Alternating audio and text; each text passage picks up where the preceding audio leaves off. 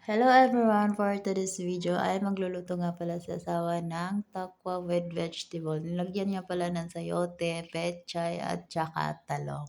Actually guys, hindi ko pa talaga na-try magluto nitong tokwa na to. Hindi ko din siya hindi ko pa siya nakita sa Pinas. Pero dito siguro sa Saudi, ito siguro ang tinatawag na halloumi cheese.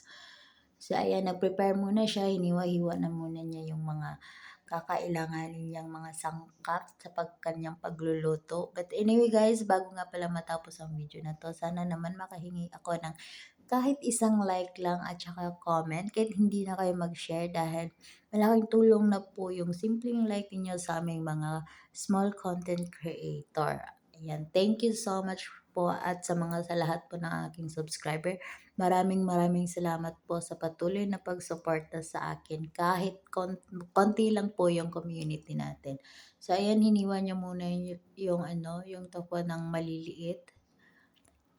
Prepared muna siya, binilisan niya pa dyan at saka gumamit din siya ng kamatis. Thank you din pala kay asawa na sumusuporta na gumagawa ng video para may pang-upload dito sa YouTube. Ayun, kumuha din siya guys ng sibuyas. Of course, hindi talaga mawawala yan sibuyas at saka bawang sa ating pagluluto kasi rekado na yan, parang sangkap yan ng ating buhay.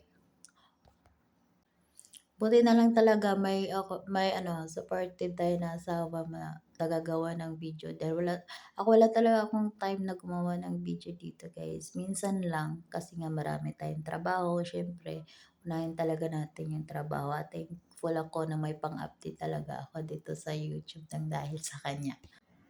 Mag-storytelling muna tayo habang naghihiwa si asawa ng kanyang mga sangkap. So, 5 years na ako dito sa YouTube guys. At saka, thankful ako kasi malaking tulong din talaga yung YouTube sa akin. Hindi man ganun kalaki yung kita natin, but nakakatulong siya ng mga pang-emergency funds. Ganun. Ayun nilinisan na rin niya, tiniwan na rin niya yung pichay. Nakakalungkot din isipin na marami din mga ka-group natin dati na nawala na dahil nga na lumiit kasi yung kita ng YouTube at ewan ko kung nasa na sila ngayon. But tayo patuloy pa rin kahit maliit yung kita, at least meron, 'di ba? So ayan na nga, naghiwa na nga dyan si asawa ng talong. Ewan ko ba kung bakit.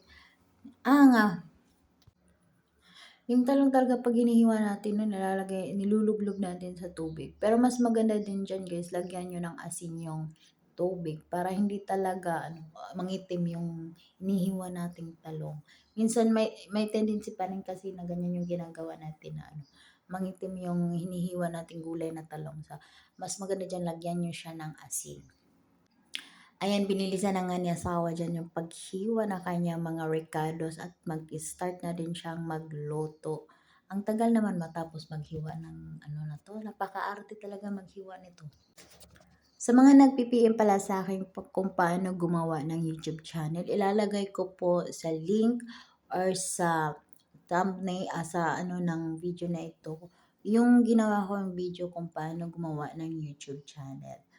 So ayan guys, prepared na lahat ng kanyang mga kailangan sa kanyang pagluluto at yan, mag-start na nga siyang magprito dyan, maggisa-gisa, of course, sibuyas muna, gisa-gisa, tapos ilagay na rin natin yung ibang mga sangkap.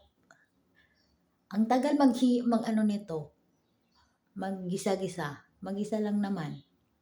Gusto pa ata sunugin yung sibuyas.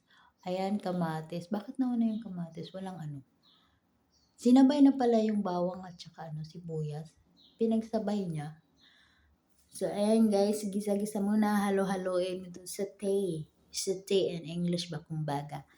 So, ayan, pagkatapos niyan guys, ayan, nag-magic siya, natapos agad. So, ayan na guys, yun na yung niluto niya na tokwa with vegetable. Thank you for watching and please don't forget to like.